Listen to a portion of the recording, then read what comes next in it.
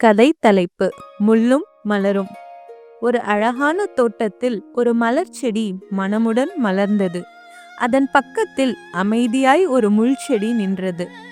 மலர் செடி பெருமையோடு சொன்னது, நான் அழகா இருக்கேன், எல்லோரும் என்னை ரசிக்கிறாங்க. ஆனா நீ எப்பவும் கூர்மையா இருக்க, யாருக்குமே உன்னை பிடிக்காது. முள் செடி சிரித்தது. சில நாட்கள் கழிச்சு ஒரு ஆட்டுக்குட்டி தோட்டத்துக்குள் வந்தது. முள் செடி தன்னோட கூர்மையான முள்ளால் ஆட்டுக்குட்டியை மலரை பறிக்க விடாமல் தடுத்தது.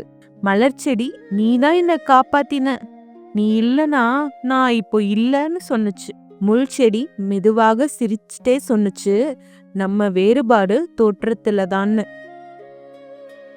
பாடம்: அழகு மட்டும் போதாது, நல்ல நற்குணம்தான் நம்மை நிலைநிறுத்தும். இந்த மாதிரி குட்டி கதைகள் கேட்க நம்ம சேனலை லைக் பண்ணுங்க, ஷேர் பண்ணுங்க, சப்ஸ்கிரைப் பண்ணுங்க.